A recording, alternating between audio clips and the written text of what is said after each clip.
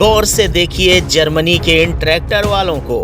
यह ट्रैक्टर खेत में जुताई के लिए नहीं निकले और ना ही सड़क पर खुदाई के लिए निकले हैं, बल्कि अपनी समस्याओं के समाधान के लिए, उसके इलाज और दवाई के लिए निकले हैं।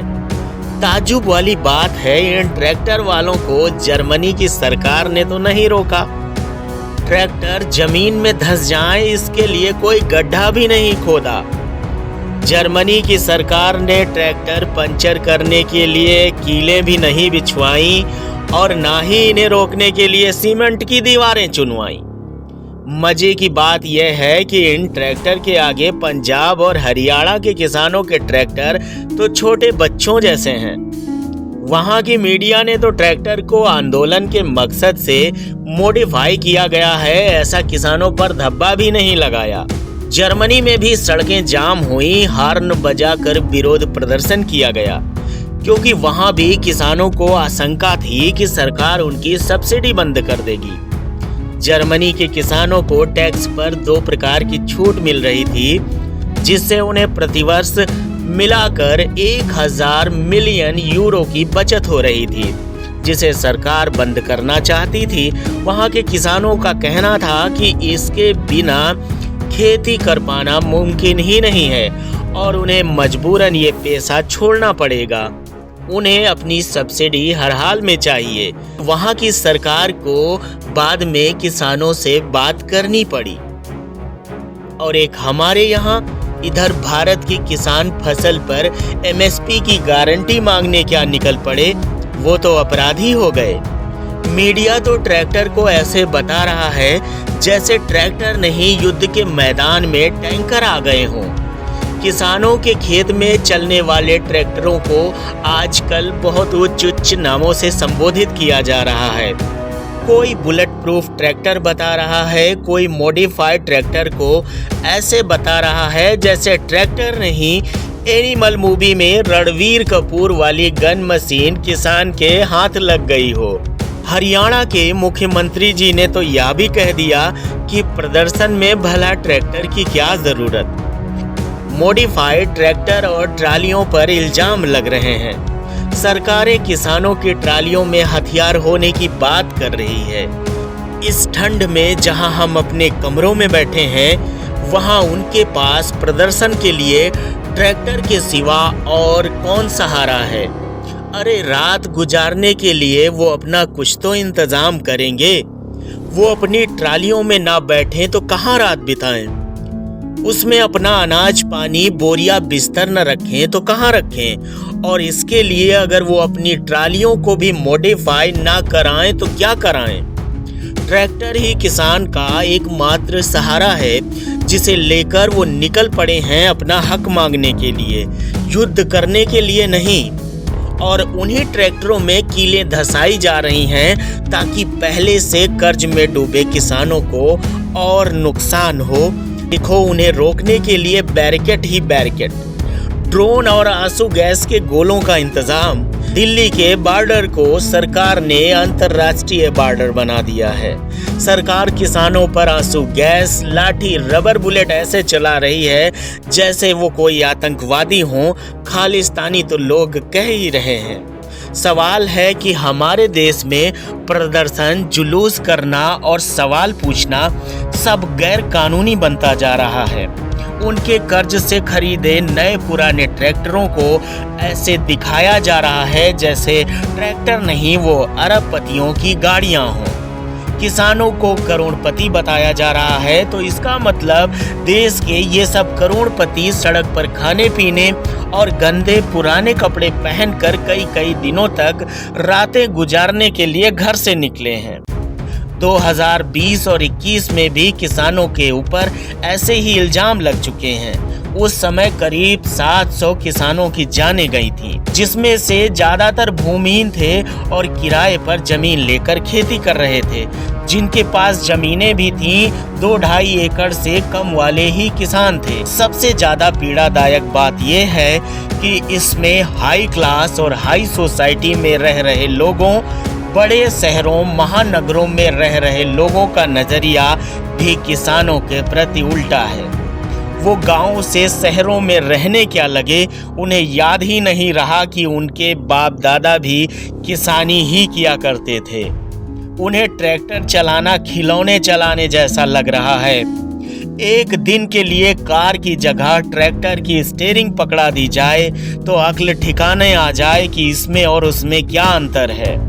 सुपर एसी और तपती धूप, गर्मी और सर्दी में खड़े रहने में क्या अंतर है। अरे नीचता है जिस ऊंचाई पर बैठकर तुम टीवी देखते हुए और बर्गर पिज्जा नोचते हुए किसानों पर चर्चा कर रहे हो कि इन किसानों को धरने की क्या जरूरत। ये धरने लोगों को डिस्टर्ब कर रहे हैं। अगर उन्हीं किसानों ने काम करना बंद कर दिया तो तुम्हारा पूरा जीवन ही डिस्टर्ब हो जाएगा। आज भारत विश्व पटल पर कटोरा लेकर नहीं खड़ा है। अरे उनका साथ ना दे सको कोई बात नहीं, तो बिना मूल समस्या को जाने उन पर उंगलियां ना ही उठाओ तो अच्छा है। और ऐसा भी नहीं है कि सभी किसान अनपढ़ और गंवार हैं। अच्छी खासी डिग्रियों, डिप्लोमाधारी होने के बाद भी वो अपना काम करते हैं, अपनी खेती करते हैं, चाहे बदले में उन्हें कम पैसे मिले या ज़्यादा। सरकार से नौकरी जैसी भीख की गुहार नहीं करते। वो अपना हक मांगने निकले हैं जिसके वो हकदार हैं। कोई किसानों की ओर से लड़ने वाला नहीं, पक्ष रखने वाला नहीं। चलो कोई बात नहीं, पर पढ़ा लिखा वर्ग तो मिट्टी से किसान सोना निकाल रहे हैं ऐसी बात कर रहा है, जबकि किसानों के हाथ सोना क्या, सुकून से सोना भी हराम है। हम तो मानते हैं किसानों की सभी मांगों को पूरा करना मुमकिन ही नहीं है और हर मांग बराबर की जायज भी नहीं है और उसे पूरा करना किसी के लिए मुमकिन भी नहीं है। पर जो मेन डिमांड्स हैं वो 3 हैं। वो डिमांड्स भी नई नहीं हैं। ये वही डिमांड्स हैं जब वो 3 काले कानून हटाए गए थे तो कहा गया था कि हम इस पर अच्छे से विचार करेंगे। पहली जो डिमांड है वो है लीगल गारंटी ऑफ एमएसपी।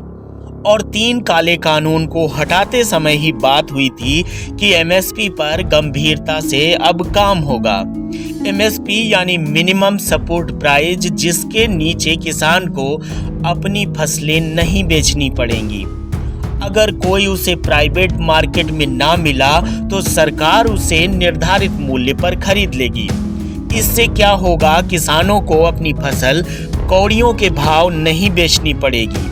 कोई प्राइवेट कंपनी उससे कम दाम में उनकी फसलों को नहीं खरीद सकेगी और किसान अपने जीने का अधिकार पा सकेंगे। दूसरी जो डिमांड है वो किसान कर्ज माफी की। जब भी किसानों के कर्ज माफी की बात होती है इस पर बहुत हंसी होती है, त्राह त्राह मच जाती है लोगों में। ऐसा सरकार कैसे कर सकती है, किसी के कर्जे को सरकार कहां तक माफ करे। बात भी सही है, लोन तो ऐसे किसी का भी माफ नहीं होना चाहिए। लेकिन जब सरकार पिछले 10 सालों में 7 लाख करोड़ रुपए कॉर्पोरेट लोन माफ कर देती है तब यह सबको सब जायज लगता है। कहीं जनता नहीं चिल्लाती कि उनके टैक्स का पैसा है, ऐसे सरकार ने कैसे माफ कर दिया। किसानों की तीसरी जो डिमांड है वो है कि एमएस स्वामीनाथन जी, जिनको भारत रत्न से सम्मानित किया गया है, उन्हीं की स्वामीनाथन कमीशन रिपोर्ट का सरकार के लिए कोई मोल नहीं। स्वामीनाथन जी की रिपोर्ट ने सरकार को कई सलाह दी हैं।